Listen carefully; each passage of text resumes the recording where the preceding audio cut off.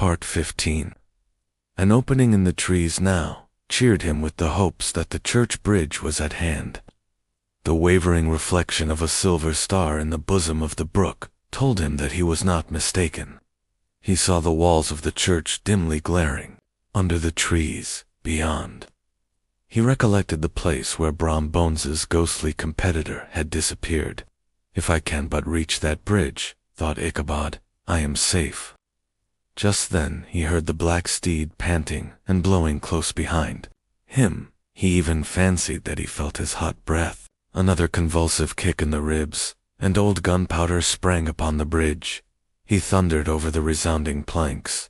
He gained the opposite side, and now Ichabod cast a look behind to see if his pursuer should vanish, according to rule, in a flash of fire and brimstone.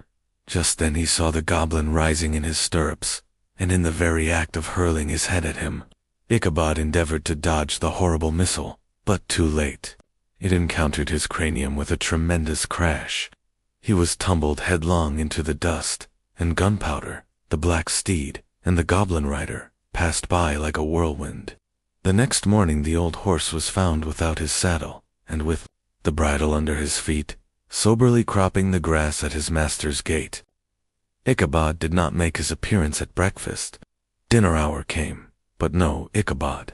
The boys assembled at the schoolhouse, and strolled idly about the banks of the brook, but no schoolmaster. Hans Van Ripper now began to feel some uneasiness about the fate of poor Ichabod and his saddle.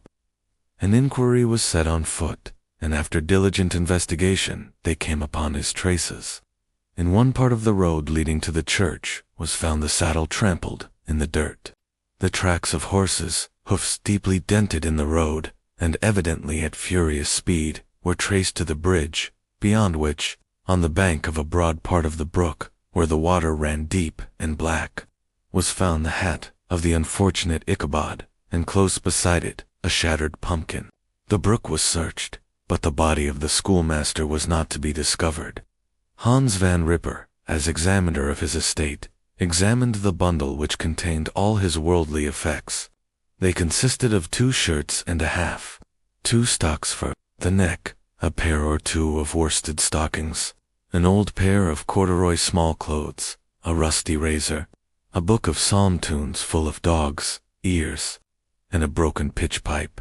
As to the books and furniture of the schoolhouse, they belonged to the community, excepting Cotton Mather's History of Witchcraft, a New England almanac, and a book of dreams and fortune-telling, in which last was a sheet of foolscap, much scribbled and blotted in several fruitless attempts to make a copy of verses in honor of the heiress of Van Tassel.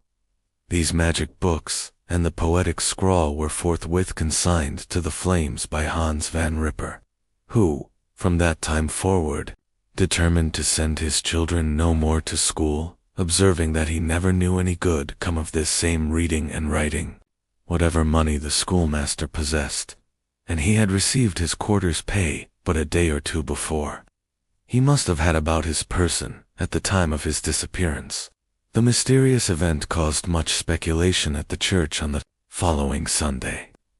Knots of gazers and gossips were collected in the churchyard, at the bridge, and at the spot where the hat and pumpkin had been found.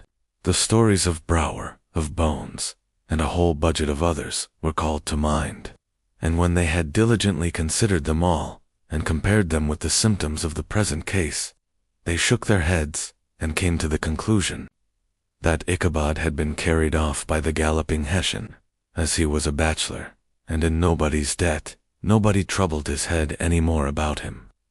The school was removed to a different quarter of the hollow, and another pedagogue reigned in his stead. Thank you for listening, and come back next Thursday for the final part of this story.